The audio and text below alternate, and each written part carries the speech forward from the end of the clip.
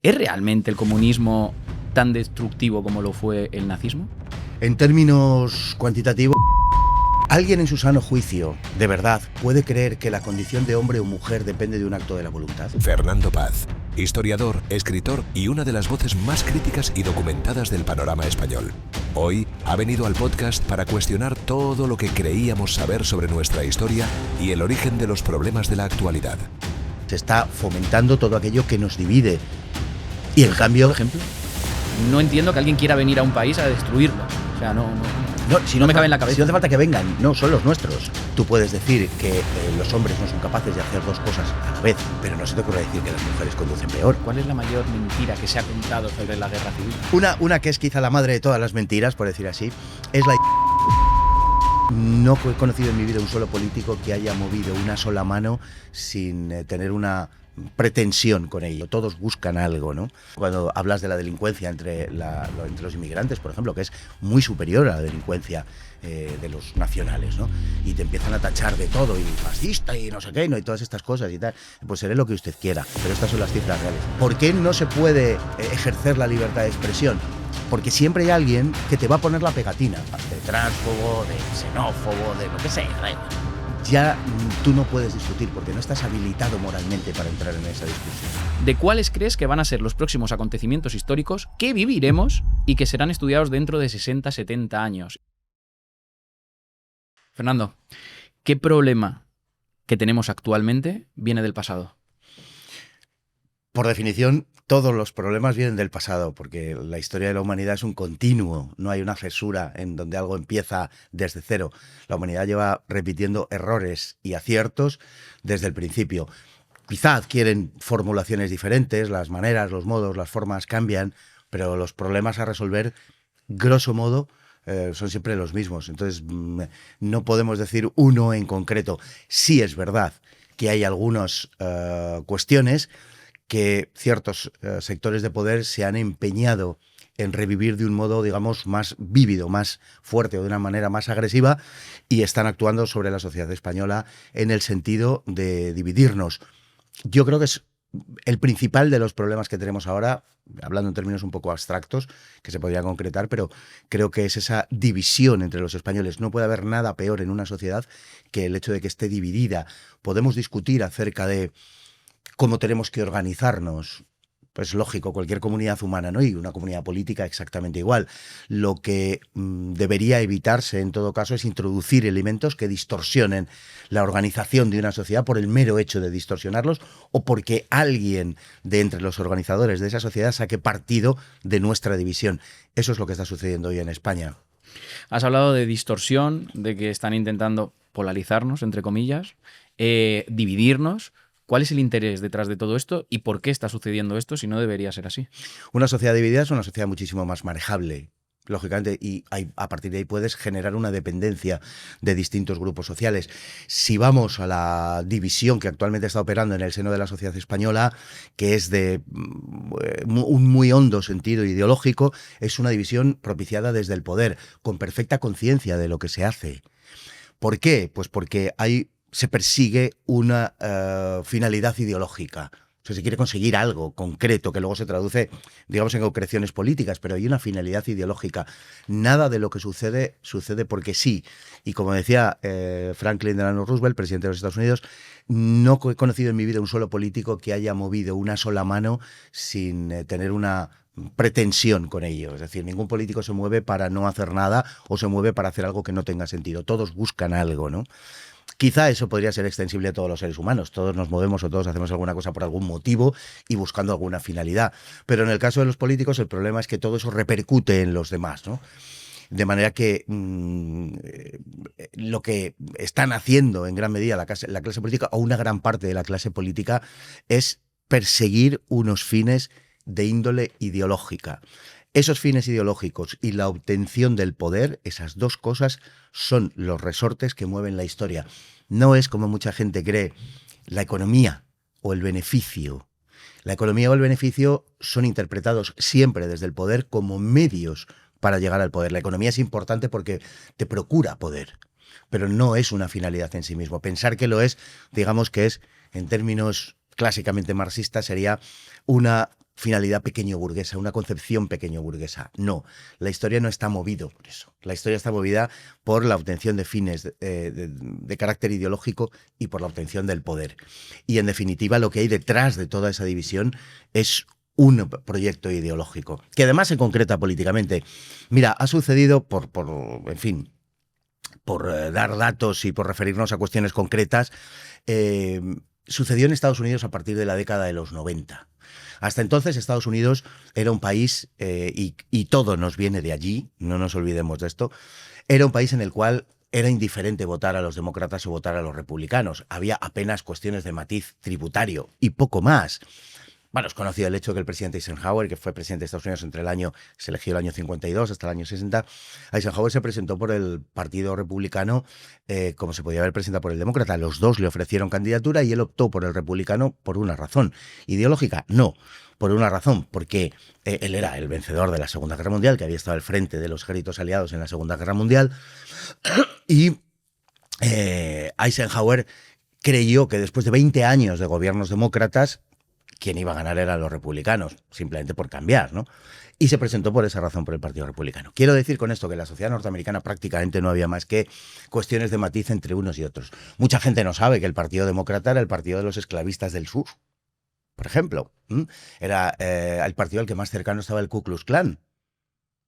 Porque eran los republicanos del norte los que habían derrotado a los sudistas y los que habían abolido la esclavitud. O sea, el Partido Demócrata era muy variopinto y muy variado. Quiero decir con esto que no había una gran diferencia entre un partido y otro.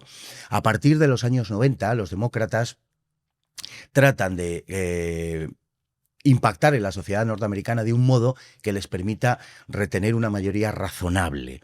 Es, bueno, el desembarco de los Clinton, podemos llamarle, ¿no? Y ahora contaré por qué estoy diciendo esto, ¿no? En esa maniobra que se produce, lo que se busca es fragmentar la sociedad norteamericana. El demócrata piensa que el americano medio no le va a votar probablemente, porque es más tendente a votar a las tendencias individualistas del Partido Republicano en una gran parte del país, y lo que hace es fragmentar, como digo, la sociedad norteamericana y generar agravios. Las mujeres, los hispanos, los negros, los homosexuales. Si se fragmenta la sociedad americana de esa manera, a esas sociedades, inculcándoles el concepto, digamos, de víctimas, victimizando grupos sociales, entonces es cuando sí se puede construir una mayoría. Algo acaba de pasar, si me permites, entre paréntesis, este mes de noviembre a comienzos en Nueva York, con el nuevo alcalde recién elegido de Nueva York, que lo ha sido a partir de los votos de las minorías inmigrantes de Nueva York. Minorías que sumadas todas son más que la mayoría, ¿vale? Pues con Estados Unidos pasó lo mismo. Bien, eso que acabo de contar, que puede que parezca que no tiene nada que ver con España, tiene todo que ver con España porque es lo que pone en marcha el zapaterismo, para entendernos. En España hay un régimen del 78 que llega hasta el 2004 y a partir del 2004 y hasta hoy, en los últimos 20 años, ya no estamos siquiera en el régimen del 78, estamos en el régimen del 11M. Bien, y no quiero parecer conspiranoico, si preferimos llamarlo el régimen del 2004, pues para que no tenga, en fin, resonancias raras, le llamamos el del 2004. Yo le llamo el del 11M. Bien, y el zapaterismo consiste en eso. Consiste en introducir los agravios en la sociedad española, agravios de los que la propia sociedad no era consciente, al menos no lo expresaba así, desde luego, y en fragmentar la sociedad española a partir de un proceso de victimización, de tal manera que se convierte en la bandera de las víctimas. Eso es lo que se ha hecho en la sociedad española. Y para eso, naturalmente, se necesita fragmentar la sociedad y enfrentarnos. Esto que estamos conociendo, por ejemplo, de enfrentamientos entre sexos, para la gente joven, para el que tenga menos de 25 o 30 años, pues puede parecer algo que forma parte del paisaje, algo natural, ¿no? Pero dices, bueno, yo he crecido con esto. Bueno, esto no era antes así, en absoluto. Y no estoy diciendo que estuviéramos ante una sociedad idílica o algo parecido. Lo que estoy diciendo es que no existía esa animadversión que ya es mutua entre los dos sexos.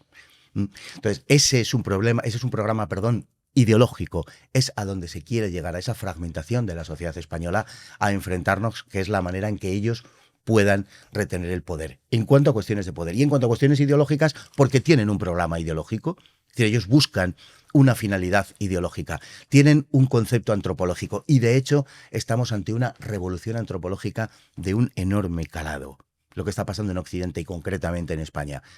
Hasta tal punto que podemos decir que desde el siglo IV después de Cristo, desde precisamente que el cristianismo, tras el edicto de Tesalónica de Teodosio, el año 380, instaura el cristianismo como religión oficial del Imperio Romano y por tanto se decreta la igualdad de todos los hombres, es la primera vez en la historia. Desde entonces no había una revolución antropológica como a la que estamos asistiendo a comienzos del siglo XXI. O sea, estamos ante una operación de un gran calado ideológico. No podemos desechar solo lo ideológico y quedarnos con lo político, con la cuestión del poder. No debemos ser tan cínicos. No es solo una cuestión de poder, aunque es muy importante el poder. Y el poder es un instrumento y es una palanca, naturalmente, para atraer voluntades, igual que la economía. Pero la finalidad es ideológica. Me ha sorprendido cuando has dicho enfrentar a los dos sexos y que ahora mismo ya es mutuo. ¿A qué te refieres con que ahora mismo ya es mutuo? Bueno, a través de agitar las banderas feministas de una manera absolutamente desbocada, que a su vez ha llevado a reinterpretaciones de la historia conspiracionistas y a reinterpretaciones de la historia que tienen muy poco que ver con la realidad histórica que hemos vivido. A partir de ahí se ha generado una evidente animadversión de, no voy a decir ni muchísimo menos, todas las mujeres hacia los hombres, pero se intenta que sea así. Y hay quien se autoarroga la representatividad del conjunto de las mujeres en su conjunto, ¿no? Es una cosa verdaderamente increíble. Por medio de la corrección política se han impuesto cosas como que, por ejemplo, todos lo sabemos, en una televisión tú puedes hacer un chiste que ridiculice a los hombres, pero no se te ocurra hacerlo de uno que ridiculice a las mujeres. O sea, tú puedes decir, te lo traduzco para que lo entienda todo el mundo, tú puedes decir que los hombres no son capaces de hacer dos cosas a la vez, que eso solo lo pueden hacer las mujeres, por ejemplo, pero no se te ocurra decir que las mujeres conducen peor o alguna cosa semejante, aunque sea a título de chiste, de broma, sin mayor trascendencia, sin pretender hacer una tesis doctoral de esto, ¿no? Sino simplemente, es decir, hay a través de la corrección política se ha impuesto una discriminación positiva en todos los ámbitos a favor de la mujer, ¿no? Y esto ha llevado a que muchos hombres estén percibiendo a las mujeres como competidoras con ventaja. Y eso a su vez lleva a que muchos hombres estén reinterpretando a la mujer en un sentido puramente funcional. Las mujeres me interesan solo para 2 o 3 cuestiones y en todo lo demás no quiero tener nada que ver con ellas. Hay muchos hombres que han sacado esa consecuencia y es una reacción ante esa situación de discriminación positiva de las que, bueno, iba a decir, de la que disfrutan las mujeres, unas sí y otras no, pero evidentemente cuando tú a quien sea, a una persona o a un colectivo social o a un grupo, me da igual, les otorgas unos privilegios discriminatorios en su favor, los van a utilizar. Eso tenlo por seguro, eso va a suceder y eso está sucediendo. Si en cuestión de denuncias basta con que una mujer denuncie a un hombre para que sea detenido y al contrario no es lo mismo, obviamente estás concediendo una ventaja discriminatoria en favor de la mujer y todos sabemos cómo funciona eso, por ejemplo, en casos de divorcio. Eso está engendrando una reacción de muchos varones en contra, en algunos casos incluso, tengo que decirlo, en mi opinión, desmesurada, pero comprensible por cuanto se sienten agredidos. Los chicos de los colegios, por ejemplo, saben que el comportamiento de los profesores, y más señaladamente quizá de las profesoras, es muy beligerante y muy militante contra los chicos en favor de las chicas. A una chica para que le echen de clase tiene que hacer mucho más que a un chico. Esto es habitual y, bueno, yo he sido profesor muchos años, en fin, sé un poquito de qué hablo en este asunto. Y eso funciona así. A la hora de imponer por parte de la dirección un castigo, no se valora igual a un chico que una chica. Y así podríamos seguir durante mucho tiempo. Pero quiero decir que eso es lo que finalmente ha terminado propiciando una reacción de los varones. Y no quizás sea tan importante la reacción en sí, cuanto la percepción que los varones vienen desarrollando de las mujeres hoy. Sobre todo en cuanto a eso, a las chicas más jóvenes y por parte de los chicos más jóvenes. Nosotros, que tenemos ya algún año más, pues teníamos una concepción de las mujeres diferente, ¿no? Para nosotros la mujer era una especie de objeto de veneración, ¿no? Las veíamos como un misterio a desentrañar. Había que conocerla, tal, bueno, no lo voy a contar ahora, pero realmente era así como lo percibíamos cuando éramos chicos, cuando éramos aún más jóvenes que ahora. Pero eso no funciona ahora así. La mujer se muestra en general como alguien con poco misterio, ¿no? Entonces, por ejemplo, históricamente, ¿cómo se resolvía un problema en el que tú quieres proteger, como estabas comentando, a un colectivo? Es que no existía esa idea propiamente, digamos, del colectivo. Es que es una idea muy reciente. No existía la idea de fragmentar a la sociedad en un colectivo. Al contrario, lo que se tendía a impulsar siempre eran aquellos vínculos que nos unen. Dividir la sociedad en grupos o en colectivos, ¿no? Es casi una tortura asiática. O sea, hay que, en fin, ser un tanto psicópata para hacerlo. Normalmente nosotros en nuestras relaciones, incluso personales, lo que tendemos es a empatizar con el otro y a buscar elementos que nos puedan unir. El psicópata no, claro, el psicópata lo que busca es que si a los dos nos gusta el fútbol, tú eres del Madrid, yo soy del Barça, pues voy a ver si te meto el dedo en el ojo y te hago saltar y hago que te sientas mal, porque al final la finalidad es esa. Es que tú te sientas mal, yo tengo que conseguir que tú te sientas mal. Por una razón política, o por una razón social, o por una razón deportiva, da igual, pero tengo que afirmar mi poder sobre ti y tengo que conseguir que tú te sientas mal y que reconozcas, o sea, que tu equipo es el favorecido por los árbitros y que tal y que estás ganando de una forma absolutamente ilegítima, ¿no? Al final eso es lo que se busca. Dividiéndonos en colectivos, dividiéndonos en distintos grupos sociales que pueden tener una existencia real, es verdad que pueden tenerla, por razones de intereses profesionales, socioeconómicos, culturales, indudablemente, o de origen étnico, cualquier tipo de cosas. Eso es verdad que puede existir y que de hecho existe, pero desde el poder se está exacerbando ese tipo de cosas. Se está primando aquello que nos diferencia en detrimento de aquello que nos une. Toda la política territorial española es una buena muestra de eso. Se está fomentando todo aquello que nos divide. Y en cambio, por ejemplo, el mismo diseño del Estado de las Autonomías ya en origen ha dado lugar a enfrentamientos locales que antes o no existían o si existían no estaban articulados políticamente. Pero hoy cualquiera sabe que si quiere que su provincia o su región, en fin, se beneficie de la situación general, cada vez hay menos posibilidades de beneficiarnos, pero en fin, dentro de lo que hay, si lo quieres, es bueno que crees un poder local. Por eso surgen partidos que tú me dirás, en fin, cada cual que los califique como quiera, como Coalición Canaria, Teruel existe, Soria ya, o no sé qué, o Soria, sí, es así, ¿no?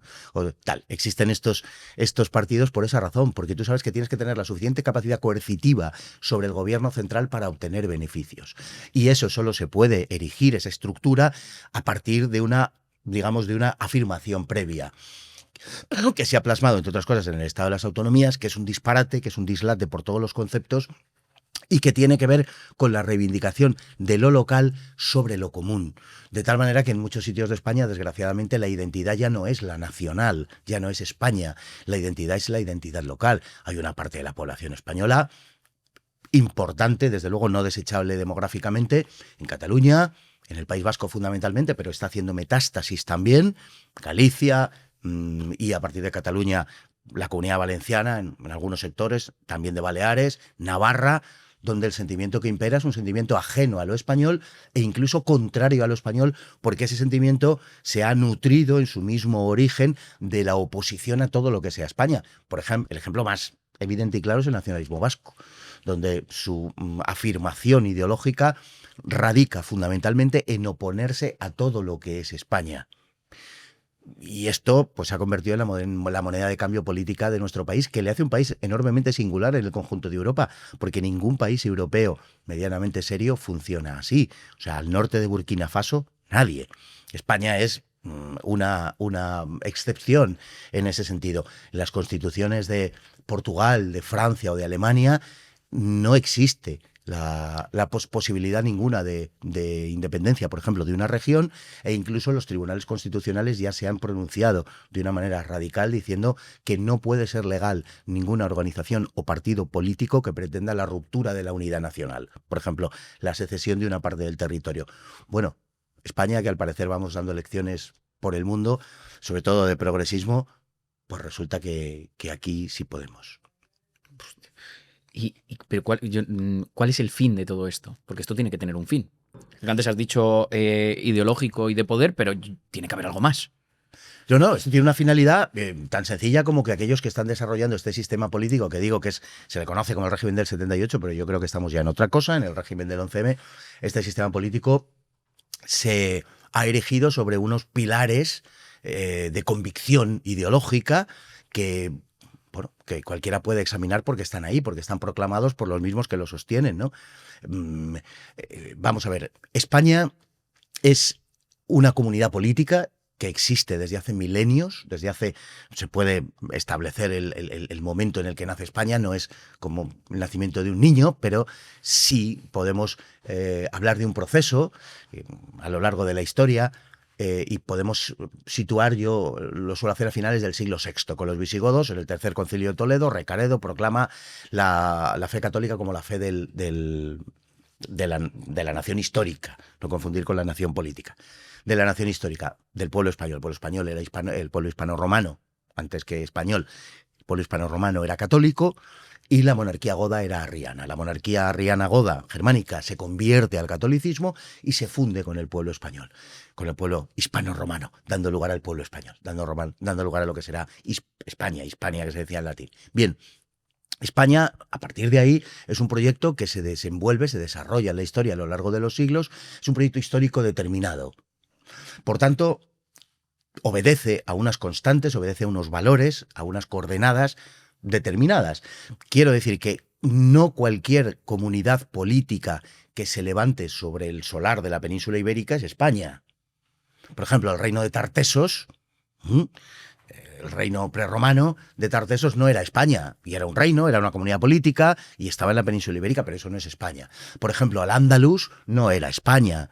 Estaba sobre la península ibérica, pero era un reino en un cierto momento y luego un conjunto de taifas, de pequeños reinos, pero no es España. ¿Por qué no es España? No es España porque no responde a esas coordenadas, a esos valores que han generado España. Esa es la única razón por la que no es España. Entonces, cualquier comunidad política que se cree sobre nuestro territorio no es España. Para que sea España tiene que obedecer a una determinada identidad. A través de la ruptura de esos elementos que dan origen y que conforman la identidad, la destrucción de esos elementos, claro que supone la destrucción de España. De tal manera que hay una ideología muy bien caracterizada, que se complementa con otra, también perfectamente distinguible, que es el izquierdismo progresista y el separatismo, que persiguen el mismo fin: la destrucción de España, unos por la vía de la ruptura y de la fragmentación y otros por la vía, digamos, de pervertir el sentido de lo que es España. Le seguiremos llamando España, claro, no le vamos a cambiar el nombre, entre otras cosas porque es poco práctico y funcional, pero eso ya no es España. Si tú, por ejemplo, en virtud del un proceso al que estamos asistiendo hoy en día, de sustitución de población, dice, no se está sustituyendo la población, esto es conspiracionismo de extrema derecha y estas cosas. No, esto está sucediendo ante nuestros ojos. Cogemos lápiz y papel y sabemos cuándo la población en España va a ser más foránea que nativa. No, esos son datos, ¿no? Esos son datos objetivos, ¿no? Sí. O sea, hay datos que te dicen... Vale. Claro, tú sabes que demográficamente... Entonces da igual lo que diga otra persona, que cuando hay datos... Bueno, es que yo creo que eso no es así, pero eso sería otro tema. Yo creo que eso de que dato mata relato no funciona. Es una frase afortunada, porque además, en fin, es un pequeño pareado, pero no funciona, no es verdad. El relato es perfectamente capaz de manejar el dato y de reinterpretarlo a su favor como quiera. Lo importante es manejar el relato, no el dato. Quien maneja el relato maneja la sociedad. Eso es así. Y entonces, pues al hilo de esto estaba diciendo precisamente esta cuestión, ¿no? Si, por ejemplo, tú llenas España de marroquíes, pues, si fuera el caso, me da igual, o de mauritanos, o de nigerianos, o de lo que quieras. Si tú los llenas de otra población, tú ya no tienes España. Tú tienes Marruecos. Porque la población que vive ahí viene naturalmente con esa carga de sus valores, de su concepción del mundo, de su cosmovisión. Claro. España no es cualquier cosa. Para que exista España se tienen que dar una serie de claves. Y una de ellas, que es la población, está en franco retroceso, mientras los poderes públicos, mientras el poder con mayúsculas, está impulsando los procesos migratorios de sustitución de la población. Eso es un hecho objetivo, por más que algunos digan que eso es conspiracionismo. Es como cuando hablas de la delincuencia entre los inmigrantes, por ejemplo, que es muy superior a la delincuencia de los nacionales, ¿no? Y te empiezan a tachar de todo, y fascista, y no sé qué, ¿no? Y todas estas cosas y tal. Pues seré lo que usted quiera, pero estas son las cifras reales. Váyase usted al INE, al Instituto Nacional de Estadística, que a lo mejor también es fascista, o que sea del PSOE, y mire allí los datos. Pero por eso, ¿por qué digo que dato no mata relato? Porque los datos son claros y son evidentes, ¿no? Cuando ves la población carcelaria, el índice de delitos, etcétera, sobre todo, ya si nos vamos a delitos de tipo sexual, ni te cuento la desproporción que hay entre nacionales y extranjeros. Pero da igual, los datos dan igual. Tú metes, por ejemplo, en una televisión, ¿vale? Iba a decir en una televisión pública, da igual porque en España privadas no hay. Hay públicas y concertadas, como la educación. Hay públicas y concertadas, porque las presuntamente privadas están regadas con dinero público de los presupuestos generales del Estado.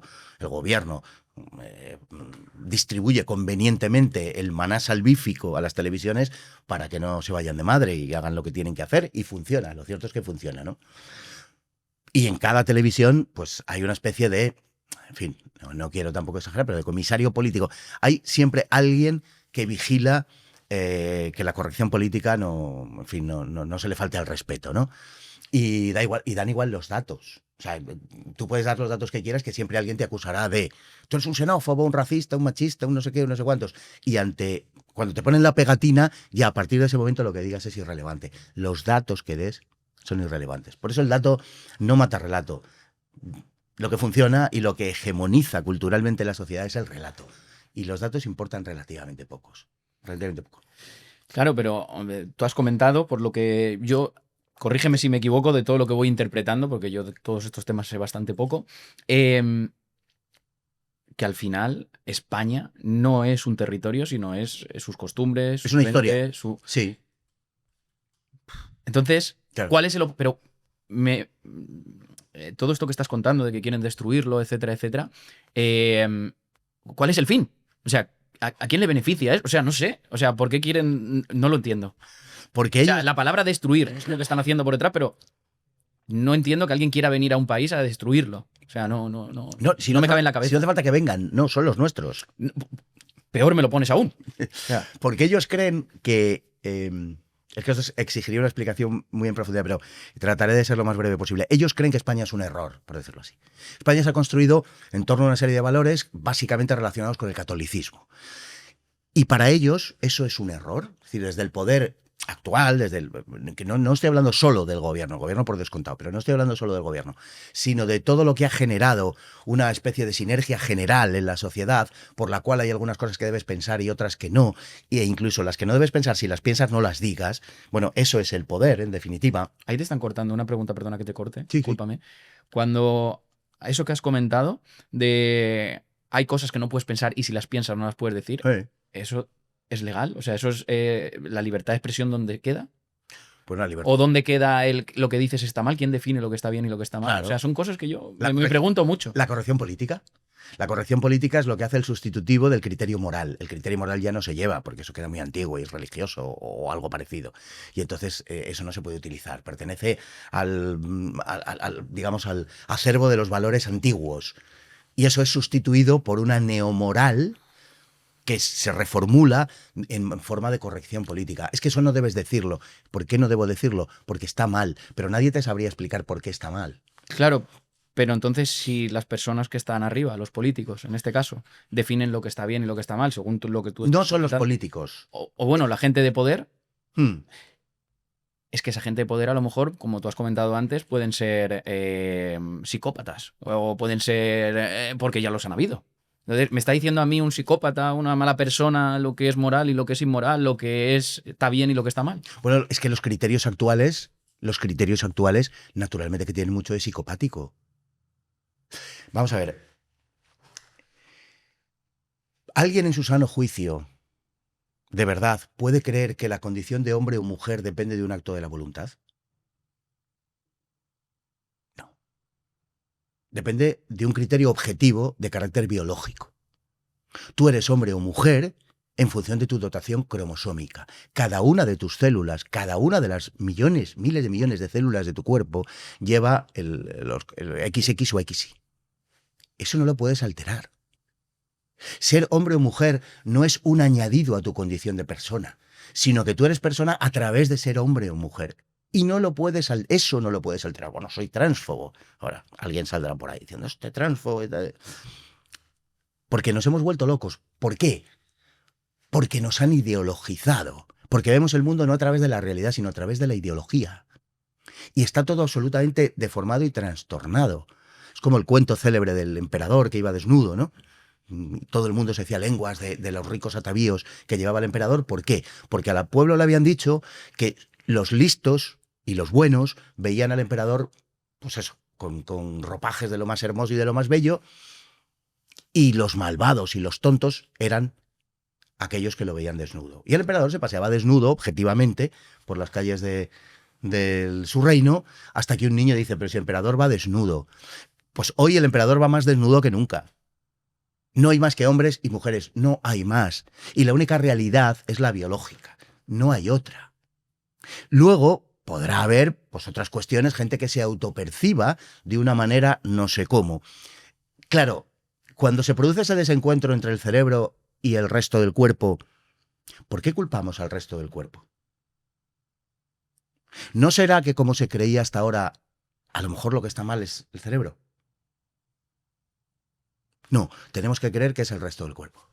Y como no lo creas, eres algo fobo. Y como te desmarques de la corrección política, eres no sé qué, fobo, y odias y temes y no sé qué. Y esto es lo que me resulta inaceptable. Absolutamente inaceptable. ¿Por qué no se puede ejercer la libertad de expresión? Porque siempre hay alguien, normalmente alguien que se autoarroga la defensa o el estandarte de un colectivo, que te va a poner la pegatina.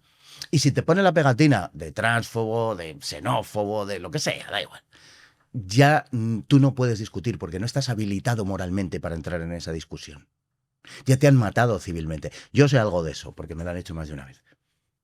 A mí me da exactamente lo mismo, por eso sigo repitiendo lo mismo. No me van a callar. Pero esa es la realidad. Claro que la libertad de expresión no es ni muchísimo menos el valor más eminente de nuestra sociedad.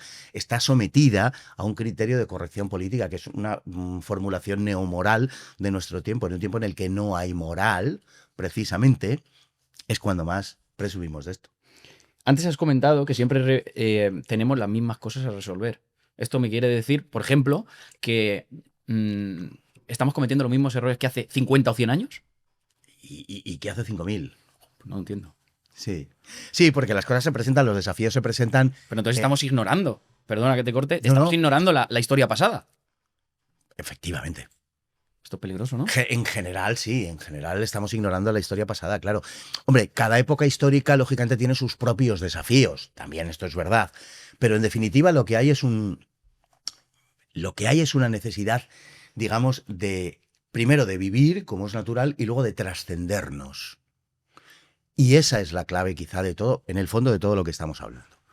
Tenemos una necesidad de trascendernos, de no sabernos finitos, de no sentir ese peso de la claustrofobia, de que vamos a estar aquí una serie de tiempo y se acabó. De que, por tanto, si esto se acaba aquí, nuestras acciones no tienen sentido y no tienen un carácter moral tampoco, porque en función de que algo es bueno y es malo. Tú puedes pensar que algo es más o menos justo, ¿no? Si tienes la idea de que existe una justicia absoluta. Algo es más o menos justo con referencia a otra cosa que sea absoluta. Algo es más o menos bueno con referencia a otra cosa que sea absoluta, que haya un bien absoluto, ¿no? Si tú pierdes la conciencia de lo absoluto, has convertido todo en relativo. Y por tanto, ni el bien ni el mal tendrían más valor que el puramente funcional. Una cosa sería buena o sería mala en función de que nos permita sobrevivir, siempre y cuando aceptemos que la supervivencia es un bien, lo cual a su vez también sería discutible, porque hay muchas corrientes de pensamiento y filosóficas en favor del suicidio, por ejemplo, o de la aniquilación o de la no existencia, ¿no? O sea que todo sería discutible, incluso que fuera buena la finalidad de sobrevivir. El problema está en que hemos arrancado de nuestra sociedad, de nuestras almas, hemos arrancado esa noción de absoluto. Y si no existe el absoluto, pues por definición todo es relativo, claro. Y si todo es relativo, al final, como decía Dostoyevski en Los hermanos Karamazov, si Dios no existe, todo está permitido. Es verdad. No tenemos más que ponernos de acuerdo. Pero tú y yo nos podríamos matar ahora mismo. Sería difícil hacerlo de forma simultánea, pero sí, o si estamos de acuerdo, por ejemplo, yo moralmente, al margen de lo que pudiera decir la ley, que tampoco podría actuar mucho en el caso que voy a poner a continuación, Si nos ponemos de acuerdo, yo te pego un tiro y luego me suicido yo. Y desde el punto de vista moral, puesto que existe un contrato entre tú y yo, no habría nada de reprobable en ese hecho. Yo creo que sí. Yo creo que no dejaría de ser un asesinato y un suicidio, y que las dos cosas son moralmente malas. Estoy absolutamente convencido de ello, y es más, creo que la inmensa mayor parte de los seres humanos están absolutamente también convencidos de ellos. Otra cosa es que lo puedan expresar en público, pero estoy convencido de que es así. Un asesinato es malo. No porque funcionalmente lo sea, no porque funcionalmente no contribuya al sostenimiento de la especie o de la persona, por supuesto, tal y cual, sino porque es moralmente malo.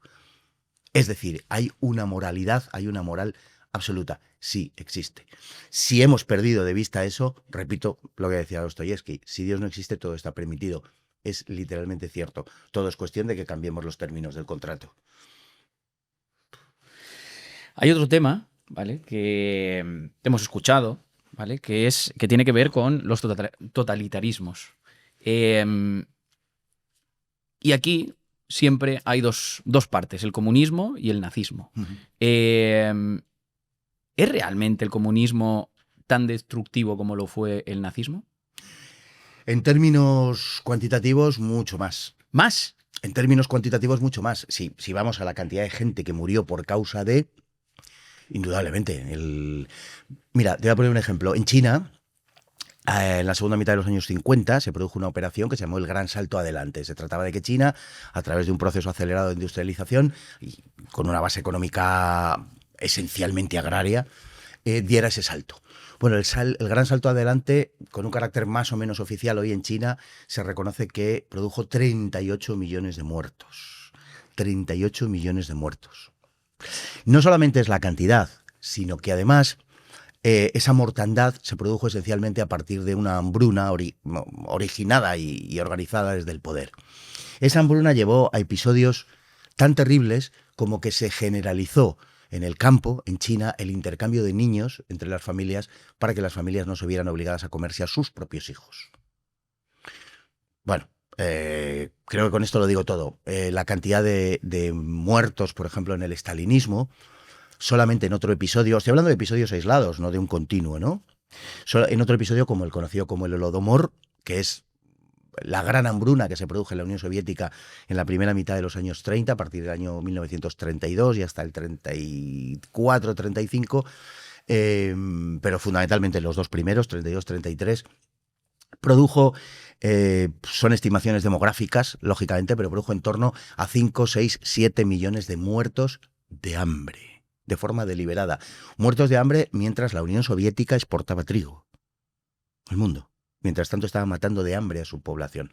De esos 7 millones, 5, 6, 7 millones, que hay algunos historiadores que lo elevan hasta 10 millones de muertos, 2/3 partes aproximadamente en Ucrania.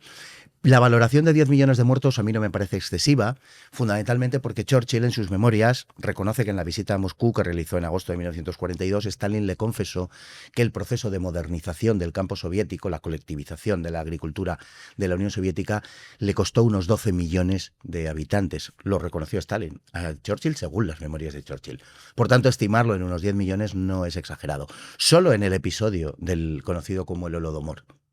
Por tanto, el comunismo, en términos, bueno, y nos podríamos ir lógicamente a muchos otros episodios, ¿no? A Pol Pot en Camboya, en fin, todo lo que está sucediendo todavía a día de hoy en Corea del Norte, lo que ha sucedido en Cuba, en una gran parte de los países africanos, muchos de ellos, en Asia, por supuesto, en fin, el coste de la hambruna soviética de los años 20, no esta a la que aludió, sino una anterior, al final de la Guerra Civil Rusa, los propios efectos de la Revolución Bolchevique, la extensión del comunismo por el mundo, en fin, un sinfín de cuestiones. En términos numéricos, sin duda ninguna, el episodio más terrible, más letal en la historia de la humanidad ha sido el comunismo, por supuesto.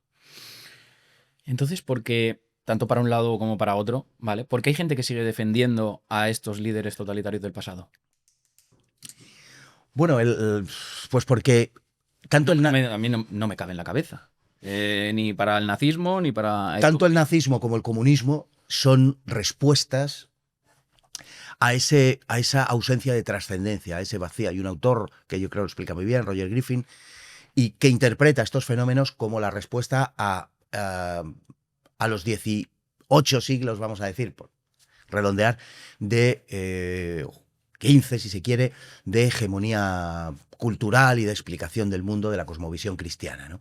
Cuando eso se viene abajo, entre el siglo XVIII y XIX, en muchos sitios, incluso en el XX, se genera un enorme vacío que no se sabe cómo rellenar, ¿no? Y el totalitarismo da respuesta, al menos aparente, ¿no? Da respuesta a eso. Lo que caracteriza el totalitarismo no es una presencia masiva del Estado digamos, en la sociedad, ¿no? No es una cooptación por parte del Estado del espacio público. Eso no es lo que caracteriza al totalitarismo. Es decir, no es una hiperinflación del aparato burocrático administrativo, para entendernos. No. La clave del totalitarismo es su condición de religión política. Por eso, aunque, por ejemplo, el nacionalsocialismo no llegó a los excesos en cuanto a la presencia del Estado en la sociedad, el comunismo soviético fue mucho más estatalista. Por ejemplo, en Alemania las iglesias eran independientes relativamente, sobre todo la iglesia católica.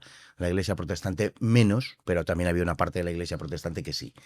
El ejército, hasta el final del Tercer Reich, hasta el atentado con el que intentaron matar a Hitler el 20 de julio del 44, también tuvo una, notable independencia, por decir así. La economía, aunque sujeta a las directrices políticas centrales del Reich, sin embargo, también tenía una notable capacidad de autonomía propia. Por tanto, no se llegó hasta el grado de estatalización que se llegó en la Unión Soviética. Sin embargo, sí es tan totalitario como el comunismo. ¿Por qué? Porque era una religión política. Era la religión política del racismo, mientras que la Unión Soviética era la religión política del socialismo. Con esto quiero decir que puede presentarse una situación totalitaria, no un Estado totalitario, sino lo esencial no es que el Estado sea totalitario, sino que lo sea la sociedad. Y puede haber sociedades totalitarias sin Estado totalitario, incluso sin Estado. Se ha dado. La Camboya de Pol Pot era una sociedad sin Estado, no había Estado. Liquidaron el Estado. Lo que hizo Pol Pot fue liquidar el Estado. Y sin embargo es la sociedad probablemente que ha ido más lejos en la aplicación del totalitarismo. Lo único que había eran jemeres rojos, que eran las milicias que habían impuesto el poder en Camboya en 1975 hasta el 79. Solo había jemeres rojos, no había universidades, había jemeres rojos, no había policía, había jemeres rojos, no había ejército, había jemeres rojos. Y así sucesivamente. Bueno, la Camboya de Pol Pot llegó al punto, por ejemplo, de modificar la semana. Hicieron semanas de 10 días para que la gente trabajara más, trabajara 9, y el 10º día se destinaba a adoctrinamiento. No el día entero, porque solo se libraba mediodía, pero se hicieron se modificó absolutamente todo. Se intentó levantar una nueva civilización. Eso es lo que caracteriza al totalitarismo. Crear una nueva civilización. Por eso lo esencial es su condición de religión política. Por eso el nacionalsocialismo era plenamente totalitario y por eso el comunismo era plenamente totalitario. Eso es lo que está pasando hoy en Occidente. Se está levantando una sociedad totalitaria. No un Estado totalitario, sino una sociedad totalitaria. Porque se está imponiendo una religión política. Religión política que, por ejemplo, hace que si algún bien pensante al uso ve esta entrevista, pues me acusará de haber cometido un sinfín de herejías. Todo lo que estoy diciendo es profundamente blasfemo y herético a los castos oídos de un políticamente correcto, de un correcto politiqués. ¿Por qué? Porque sí hay una definición instalada en la sociedad acerca de cada uno de los temas. ¿Qué debes responder si se te pregunta por una cuestión relacionada con el racismo, con el feminismo, con lo que quieras, con las relaciones sexuales, con las autonomías, con la inmigración, con lo que quieras? Hay una respuesta estereotipada, como la había en los estados totalitarios. Hoy en Occidente se ha impuesto una religión política. No estamos ante una lucha política, estamos ante una lucha de religiones. Es una concepción del mundo lo que se nos impone. Lo que pasa que justamente en estos tiempos, en este año 2025, por ejemplo, pues están eclosionando y están emergiendo una serie de fuerzas dentro de Occidente que están cuestionando esa religión política. Veremos, por ejemplo, el caso de Trump, más conocido, ¿no? que está enfrentando esos dogmas de la religión instaurada. Pero no es una cuestión política. Y es una cuestión que, siendo ideológica, trasciende la ideología. Es una cuestión religiosa. A mí me estás acojonando. Hablemos de la guerra civil. ¿Cuál es la mayor mentira que se ha contado sobre la guerra civil? ¿O que se está contando? Son tantas, de verdad. Habrá una muy gorda. Una muy gorda, muy gorda, muy gorda es, y es de las que Que parten. seguramente yo será la que me habré creído. No sé, me gustaría creer que no, pero nunca sabemos, ¿no? Una que es quizá la madre de todas las mentiras, por decir así, es la identificación entre uno de los bandos de la guerra civil y la democracia. Entre el Frente Popular, entre el gobierno, entre los republicanos, y la democracia. Esa es la gran mentira de la que emana todo lo demás. Porque a partir de ahí se realiza una distribución de papeles de acuerdo a la cual en la guerra civil hubo unos buenos y unos malos, y los buenos, por supuesto, son aquellos que están filiados con el poder actual, y los malos son los que se le opusieron. Y claro, se genera un relato que tiene, no voy a decir nada que ver, porque siempre tiene relación, pero que no es en absoluto ajustado a la historia de lo que sucedió.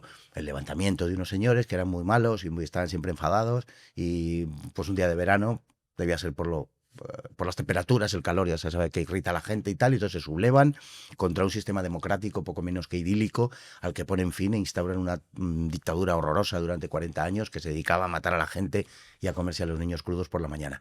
Bueno, más o menos, ¿no? Y hiperbolizando y satirizando un poco la situación, pero es que se presta a ello. Esa idea de que el Frente Popular, los partidos y las fuerzas que constituían el Frente Popular representaban la democracia, es absurda, risible, ridícula, pero se ha impuesto desde la academia, se ha impuesto desde los medios de comunicación, que es como se construye el imaginario colectivo, con los medios de comunicación y con la educación. Si controlas eso, lo controlas todo. Puedes hacer que la gente piense lo que tú quieras. Hay una escena muy buena en Ciudadano Kane, de Orson Welles, donde él tiene una serie de líos con señoras diversas, y bueno, es la historia de Randolph Hearst, el gran magnate de la prensa norteamericana de comienzos de finales del 19 y comienzos del 20. Bueno, y el personaje de Orson Welles, cuando su mujer le increpa y le dice, pero Randolph, ¿qué va a pensar la gente, no? Cuando se entere de los líos que tiene este señor que pasaba por ser espejo de virtudes. Y Randolph Hearst, que es el gran magnate, el que controla los medios de comunicación, le contesta a su mujer, la gente pensará lo que yo le diga que tiene que pensar. Así funciona. Si tú tienes los medios de comunicación y si tú tienes el poder para instaurar un modelo educativo, tú puedes moldear, puedes esculpir a la gente como te sea más útil o más práctico. Y es lo que se ha hecho, y esta es la primera gran mentira. No hay tal identificación, ni muchísimo menos, del bando del Frente Popular con la democracia. Hasta tal punto que, fíjate, Stalin, al que nos referíamos antes como el gran genocida del comunismo en el Holodomor, Stalin le envía en diciembre de 1936, ya llevamos 5 meses de guerra, le envía un telegrama al presidente de gobierno, Largo Caballero, del Partido Socialista Obrero Español, diciéndole que, hombre, que por lo menos preserven las formas parlamentarias un poco, porque hay que, en fin, dar una imagen buena del bando al que se defiende. Y el presidente de gobierno español le contesta a Stalin diciendo, desengáñese, entre nosotros las formas parlamentarias, democráticas, burguesas, estas no gozan de ningún prestigio. Es decir, no tiene nada que ver, no existe esa identificación en absoluto del bando que finalmente fue derrotado con la democracia. Nadie luchaba por la democracia, en absoluto, durante la Guerra Civil Española. Absolutamente nadie. Es mentira, es una impostura realizada ex post facto, es una proyección vista desde hoy que es interesante para el poder porque permite legitimar a uno de los bandos, justamente el bando con el que el poder se siente vinculado. Esa es toda la razón, legitimar al bando que ellos defienden. Pero en aquella época, en absoluto, defendían la democracia, a la que, por cierto, motejaban despectivamente de burguesa. Era la democracia burguesa, basada en parlamentos, en el diálogo, en todas estas cosas, ni muchísimo menos. Esa es la gran mentira, y la mentira, digamos, que da origen a todo lo demás. Has hablado de que si controlas los medios de comunicación y controlas la educación, cambias un poco el sistema de pensamiento de la gente. Sí. Pero claro, ¿qué ha cambiado en la educación de cuando yo estudiaba, que por ejemplo dábamos religión, por ponerte ese ejemplo, a hoy? Para poder realmente hacer esas afirmaciones de la educación está controlada, el tal, el cual o el no sé qué. Por ejemplo, yo no sé qué están dando ahora en el colegio, la verdad. Es una pregunta al uso que se me ha ocurrido. La educación está controlada y de hecho la gran batalla es por el control de la educación. Cuando en cierta ocasión, hace unos años, el Partido Popular con Rajoy iba a hacer una levísima mejora, bueno, al estilo de, bueno, mejora, dejémoslo en cambio para que relatarlo de la forma más aséptica posible. Iba a introducir un pequeñísimo cambio en las leyes educativas. La izquierda en su conjunto lo bloqueó, montó un cisco tremendo y dijo que no lo iba a consentir. Es un coto cerrado del progresismo desde hace 50 años, ya en tiempos de Franco. Ya en los últimos tiempos de Franco, lo que dominaba en el ámbito de la pedagogía eran posicionamientos muy progresistas. O sea que no estamos identificándolo solo con un régimen político propiamente. Estamos ante un proceso general de secularización en los últimos 2 siglos de historia de Europa, y ese proceso de secularización en muchos lugares ha mutado a un proceso de laicización. Por ejemplo, España no es un país laico, es un país no confesional, es un país aconfesional, pero no es un país laico, son cosas distintas. La laicidad es la afirmación de un valor, digamos, por llamarlo así, positivo, no lo digo en términos valorativos, sino que afirma la imposición de lo laico, la secularización no. Por tanto, España no es un país laico. Se piensa que sí, ¿no? No, pues no lo es, ya está definido en la Constitución, creo que es el artículo 14, me puedo equivocar, que no soy experto en estas cosas, pero está definido como tal. Es decir, España no está declarada oficialmente católica, pero la religión católica es contemplada en la Constitución como una religión, bueno, pues como digna de ser considerada, y como la religión no se dice así, pero se sobreentiende que es la religión histórica del pueblo español, que efectivamente es así, y entonces se constituye un Estado aconfesional, pero no laico, ¿vale? Laico significa, por ejemplo, el caso de Francia o el caso de México históricamente, significa que no se pueden ostentar símbolos religiosos en público. Es un Estado laico, tú no puedes ir con una cruz, no puede haber una procesión, tienes que pedir permisos y tienes que tal y cual, una serie de cosas, y normalmente pues no te lo suelen conceder precisamente en el nombre de la laicidad. Un Estado aconfesional no es eso, es que el Estado no se confiesa de ninguna religión, pero, como se dice en la Constitución, bueno, pues tiene que entendérselas con la Iglesia, sin que la Iglesia defina. Y se llama así, un Estado no confesional. Sí, España es un Estado aconfesional. Es un Estado aconfesional, no laico. Vaya, no sabía. Entonces, en esa línea, en esa deriva, por decirlo así, todo lo relativo a la religión, en fin, y a los valores que eso conlleva, ha ido siendo arrinconado progresivamente, ¿no? Por el camino de la secularización, hacia la laicidad, ¿no? Algo a lo que también, por cierto, ha contribuido mucho la Iglesia. O sea, que tirándose piedras contra su tejado, pero bueno, eso ya sería otro tema. Entonces, sí, indudablemente yo cuando estudiaba también, a las pruebas me remito, ¿no? Pero que va en el conjunto general de ese proceso secularizador. Yo cuando estudiaba religión prácticamente era voluntaria también, podías elegir religión o ética en mi época. Y sí, justo. Todos, igual. Prácticamente todos estudiábamos religión, y a lo mejor en una clase de 40, porque entonces las clases eran de 40. Entonces las clases de 40 alumnos. Pues es que ahora han cambiado, la mía era de 35, 36. Pues ahora son cada vez menos, claro, cada vez menos. Y en una clase de 40 lo normal es que hubiera o los 40 o 37, 38, 39 que diéramos religión, y a lo mejor eso, 1, 2 o 3 dieran ética.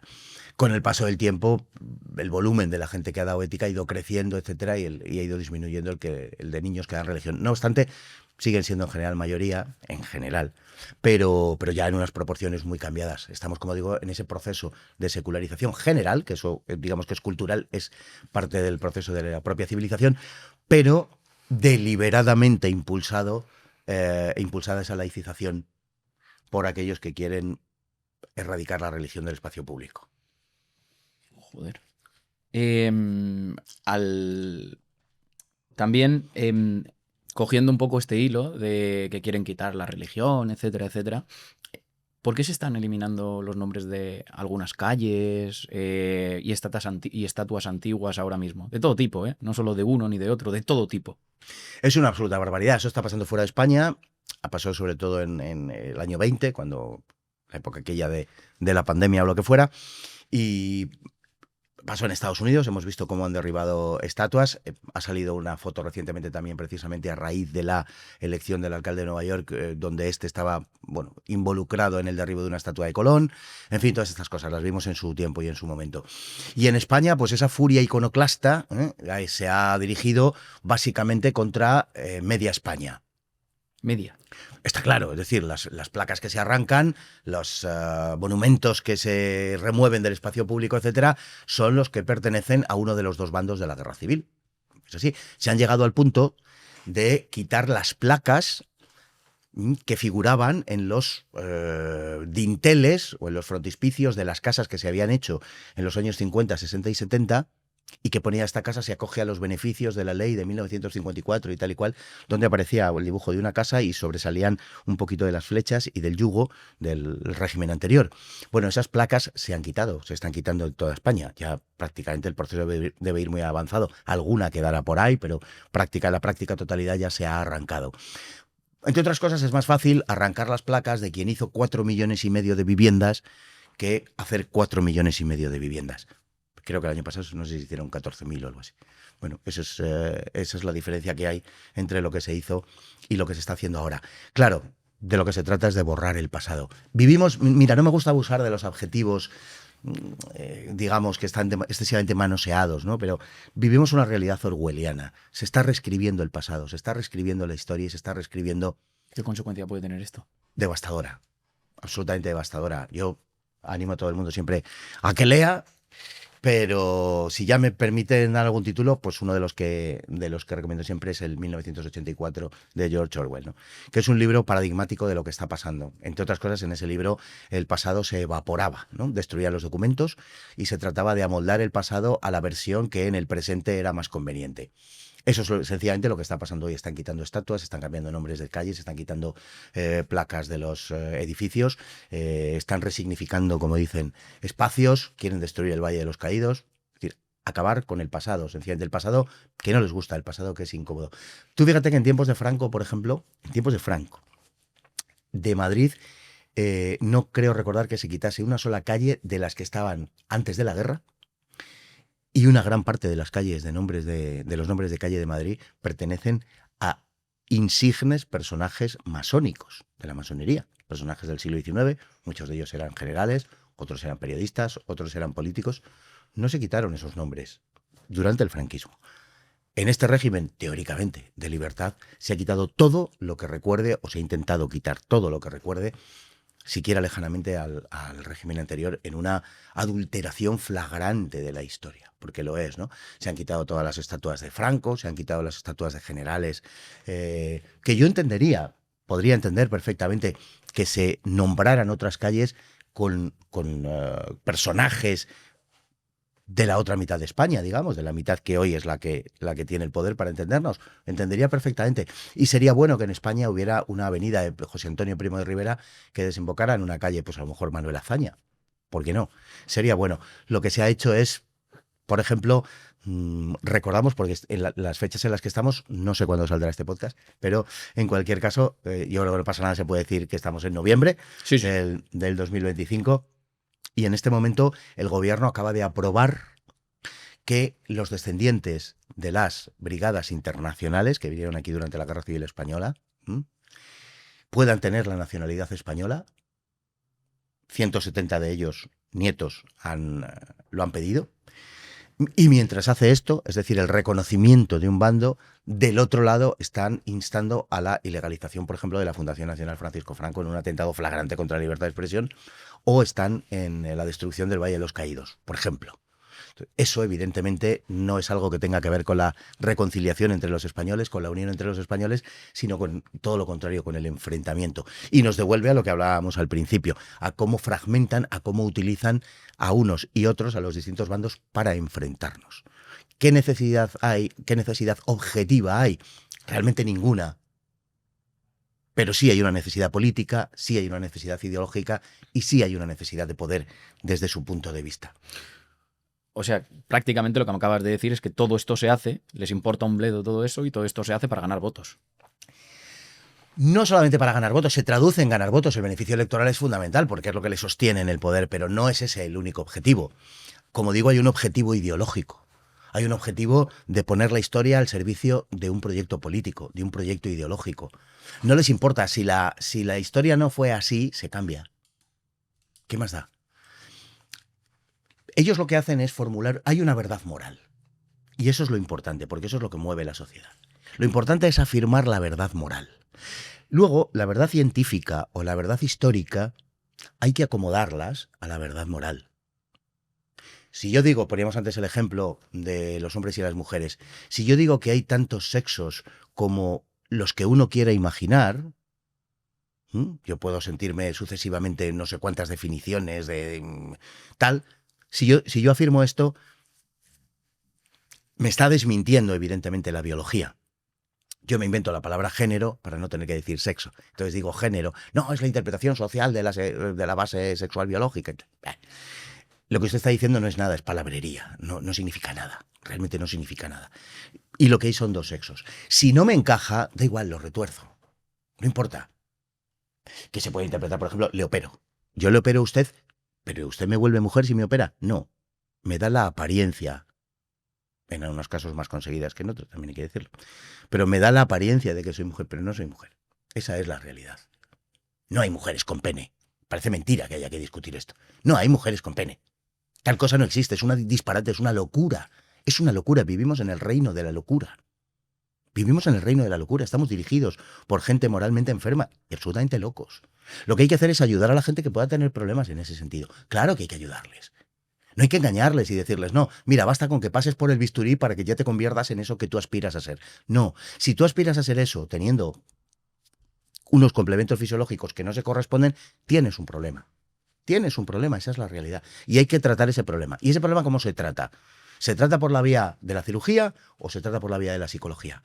¿Se trata comprendiendo que es una persona en toda su extensión o le tratamos como se le trata hoy? Que a mi manera de ver es como una cosa. Eso sí, lo envuelven en muchas consideraciones de tipo humanístico y mucha efusión sentimental y emotividad. La emotividad aquí es sencillamente fundamental. Pero ellos persiguen una finalidad ideológica. Claro que persiguen una finalidad ideológica, que se traduce en votos y que se traduce electoralmente. Pero la finalidad es ideológica. Es implantar un modelo social. Ideología. Fíjate una cosa. Si tú estás comentando ahora que el objetivo es borrar la historia, si borrar la historia dentro de X generaciones no sabrán ni lo que hay, ¿quién me dice a mí, por ejemplo, que lo que me cuentan hoy o lo que me estás contando tú es verdad y no lo han borrado y tú te has formado con lo mismo que me estás contando que nos quieren hacer? Bueno, pues efectivamente, pero primero porque hay una cosa que se llama... Porque habrá mucha gente que se está preguntando eso. Claro, claro. ¿Por qué tengo que creer yo a este señor, entonces? Yo ni siquiera quiero que me crean, quiero que desarrollen un sentido crítico y que no se crean lo que les cuente nadie y que procuren recabar de aquí y de allá los elementos suficientes como para hacerse su propia idea. Que tomen... Y de eso tratan estos podcasts realmente, que la gente se intente hacer su pensamiento crítico y ya está. Eso es. Inevitablemente siempre hay alguien que toma a otro como referente y está bien que lo hagan, pero nunca crean a nadie al 100% porque nadie tiene la razón y nadie lo sabe todo. Por tanto... Ahora, como una especie de guía, por decirlo de alguna manera, no quiero decir gurú, ¿no? Pero de guía, tal y cual, pues quizás sea bueno tomar a alguien como referente y decir, mira, este tío plantea unas cosas y tal que pueden ser interesantes, pues vamos a tirar por ahí. Ese es el desafío. Eso es lo que le decía yo, en definitiva, a mis alumnos. Para despertar el sentido del conocimiento, lo primero que tienes que hacer es chocar a esa persona, llamarle la atención, arrastrarle hacia la curiosidad. Sin curiosidad estamos muertos. O sea, somos como la vaca que ve pasar el tren. Que no le da sentido a las cosas. No, hay que decir que todas las cosas tienen un sentido. Todas tienen un sentido. Y hay que encontrar el vínculo entre ellas. Y hay que explicar por qué suceden. Nada sucede por casualidad. Hay un espacio para la aleatoriedad. Pero eso es otra cosa. No es casualidad, exactamente, sino que también tiene sus causas, etc. Bueno, quiero decir con esto lo que me planteabas tú de la historia. Claro, porque al final, ¿por qué te tengo que creer a ti? ¿O cómo sabes tú, con lo que has aprendido, que esto no han hecho lo mismo anteriormente? Y eso me dice la siguiente pregunta, que ¿quién narices decide la verdad sobre todo esto? ¿Y qué no? ¿Qué es verdad y qué no en la historia? Pues mira... son varias preguntas en una, pero vamos, sé que tienes la capacidad de... Bueno, intentaré rápidamente, lo más rápido que pueda. De verdad que lo intento, a veces no me sale. Pero... vamos a ver, hay una cosa que es el sentido común, por decirlo así. por decirlo así, ¿no? El sentido común. Cuando tú tienes una serie de elementos, tienes que interpretarlos. Y esos elementos te llevan a conclusiones. Si a tus conclusiones se le suman las de otros, es decir, el sentido común, por eso es común, porque es de muchos, pues lógicamente consideras que esa conclusión a la que has llegado es cierta. Porque también ha llegado el otro y el de más allá y tal. Y dices, joder, cuando todos llegamos a la misma conclusión, pues en fin, parece ser que es verdad. Entonces, naturalmente que hay algunas cuestiones, como el hecho de que, por ejemplo, la historia ha sido elaborada siempre, y eso es inevitable, desde una cierta posición de poder. Claro, lo sabemos. Lógicamente, quien tiene el poder elabora la historia. Claro, porque la historia es muy importante, es la legitimación de todo, en el fondo. De todo. Y claro, todos quieren reivindicarse como herederos de una historia lo más gloriosa posible y lo más aseadita posible. Y eso es natural. Y entonces el poder elabora la historia. Decía la célebre frase de ¡ay de los vencidos! Porque los vencidos nunca tienen nadie que los defienda. Y claro que en gran parte de la historia se ha hecho así, por supuesto que sí. Sobre eso ninguna duda. Pero sí sabemos que en lo esencial, no en la interpretación, que eso es otra cosa, en lo esencial sí que hay cosas que podemos asegurar. Sí que hay cosas. Te voy a poner un ejemplo para ilustrar lo que quiero decir, yo creo, de la manera más breve posible. Mira, estaba además ya dando un curso ayer sobre la historicidad de los evangelios, ¿eh? Y de la figura de Jesús de Nazaret, etc. Y les ponía un ejemplo. Tenemos en torno a 25.000 primeros ejemplares de los evangelios de los primeros siglos. 25.000. Una barbaridad. Y la totalidad de esos 25.000 evangelios están exactamente igual redactados. Hay algún error porque son copias manuscritas y lógicamente hay alguna coma que falla en una de las copias, en otra falla una letra, pero vamos, son idénticos, podemos decir.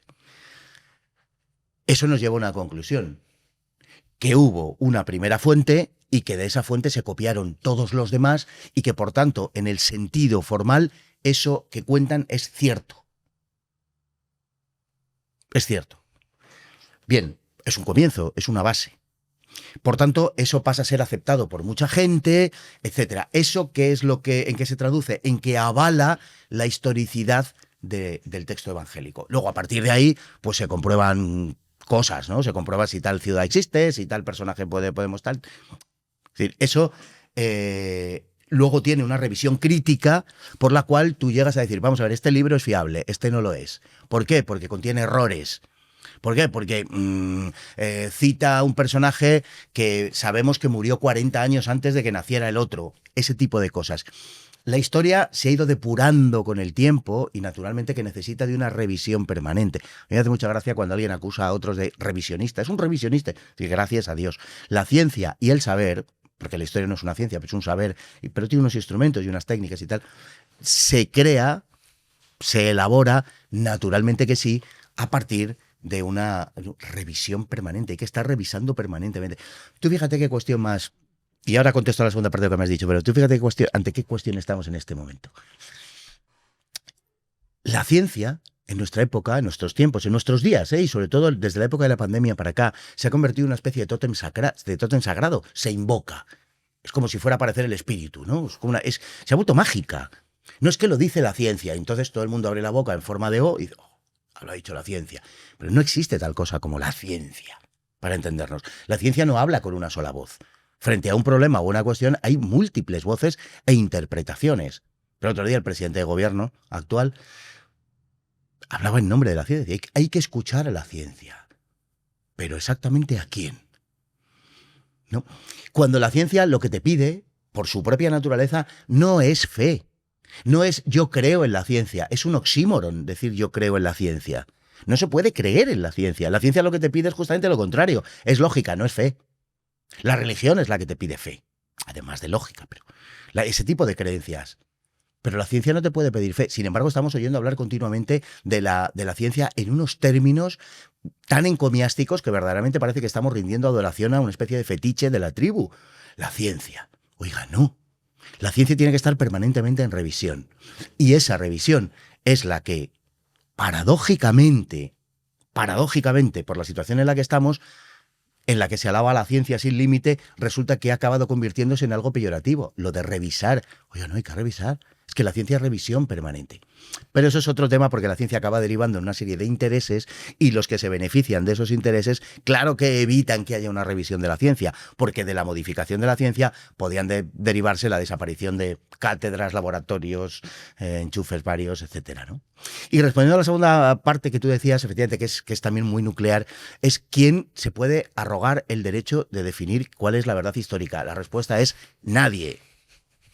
Por eso en España estamos asistiendo a una de las múltiples manifestaciones de ese fenómeno totalitario al que yo me refería antes.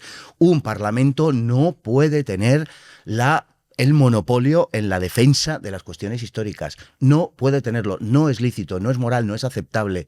No es compatible con cualquier concepción basada en la libertad. No puede determinar un parlamento cómo fue nuestro pasado, ni muchísimo menos. Y lo está haciendo. Y lo está haciendo, evidentemente, a través de las leyes de memoria histórica y de memoria democrática, claro.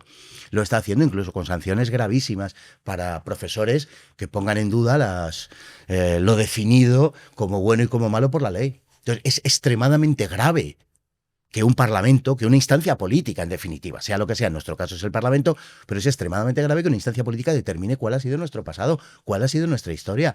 Es inaceptable y hay que rebelarse contra eso de forma activa. Yo lo hago en la medida de mis posibilidades, naturalmente, e insto siempre a la gente a que lo haga y a que se manifieste en contra. Lo que no es aceptable es que lo defina. No estoy diciendo ni que lo defina en un sentido ni en otro, en ninguno. Absolutamente en ninguno. La búsqueda de la verdad tiene que ser una cuestión más allá de la definición de unos valores que nos son comunes, pero la búsqueda de la verdad tiene que ser una cuestión personal.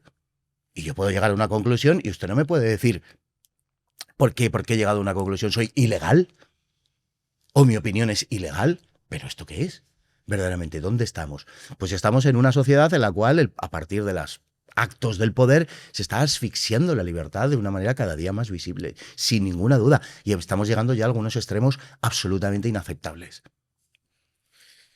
Podríamos estar hablando aquí un montón de tiempo, porque vamos, tengo aquí 200.000 preguntas, pero quería preguntarte, has hablado de que estabas impartiendo un curso, y quería preguntarte cómo monetiza un historiador.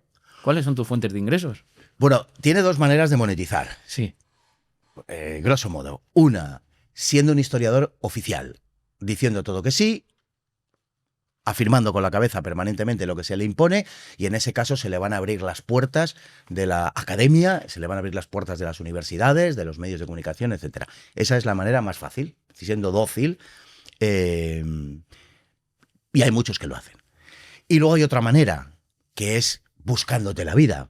Yo he publicado una docena de libros, tengo cursos, efectivamente, ahora imparto cursos también, al margen de los que pueda tener en plataformas digitales. Imparto cursos, pues doy clases a gente sobre todo adulta. He sido profesor también en colegios y demás, pero bueno, ahora estoy dando clases a personas adultas, que me gusta mucho dar clases a chavales, bien sea en bachillerato o en la universidad, me gusta mucho.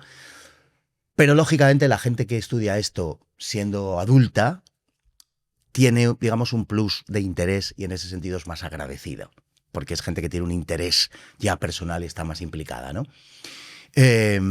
Por un lado, y por el otro, bueno, pues doy cursos en ese sentido, son cursos presenciales, pero que además, bueno, pues ya sabes, después de los últimos años se emite también por internet y te puedes...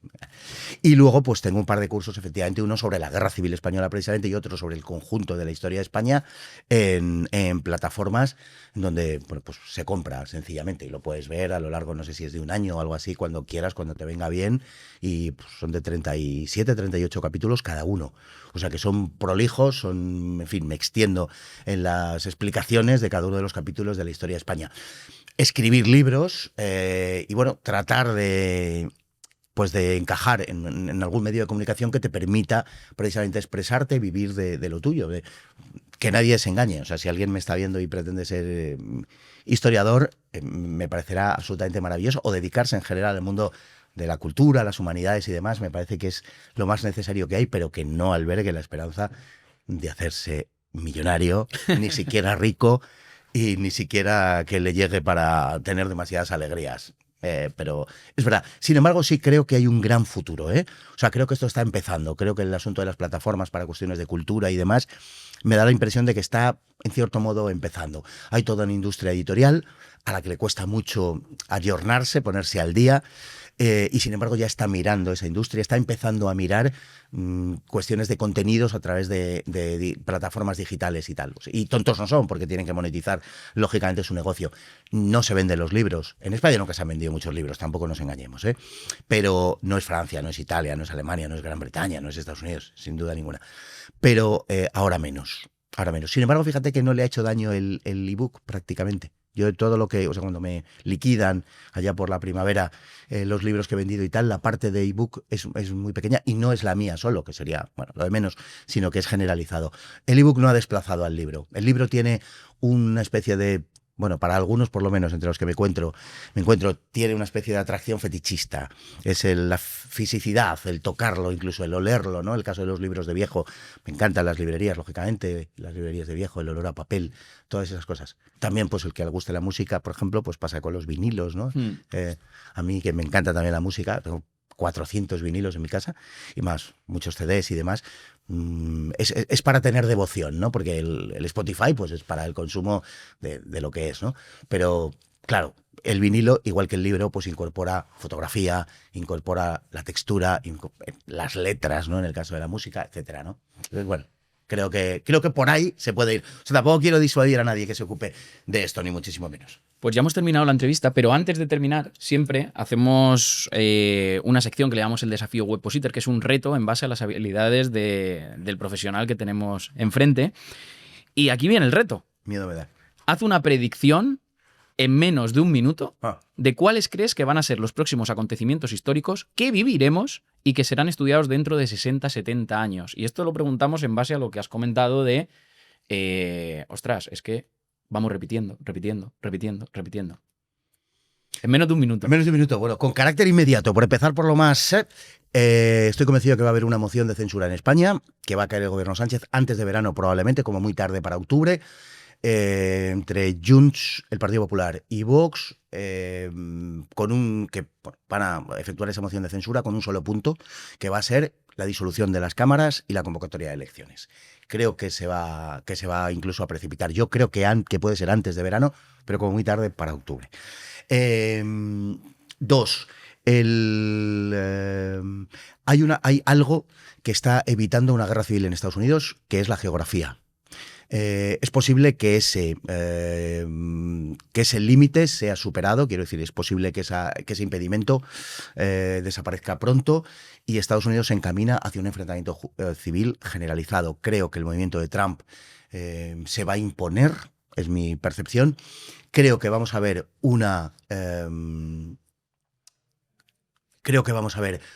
especie de resurrección de cosas que creíamos olvidadas y de cosas que creíamos, o que muchos creían ya superadas. Creo que van a volver muchas cosas antiguas, que no viejas, pero creo que finalmente a partir de ahí también van a pasar otras cosas que prefiero no predecir y no profetizar. Pero creo que va a pasar eso. Creo que en Occidente vamos a tener un revulsivo muy fuerte dentro de no demasiado tiempo. Creo que está pasando. Vamos también a un enfrentamiento, desgraciadamente, generalizado en todo Occidente, a una especie de guerras civiles que ya hay un enfrentamiento generalizado en Occidente, y vamos hacia una serie de guerras civiles que no van a ser con frentes de combate, que no van a ser con trincheras, sino que van a ser enfrentamientos sociales permanentes. Probablemente eso se extienda al conjunto de Occidente. Ojalá me equivoque particularmente en esta segunda o tercera predicción. Nadie lo desea más que yo, pero lo temo de verdad. Pues muchas gracias por tu tiempo, por tu transparencia, que ha sido brutal la transparencia con la que te has expresado. Y nada más, darte las gracias por toda la historia, todo lo que nos has contado. Pues a vosotros, muchísimas gracias. La verdad es que ha sido un placer, un verdadero placer estar con vosotros. Pues nada más, nos vemos en siguientes episodios. Chao, chao.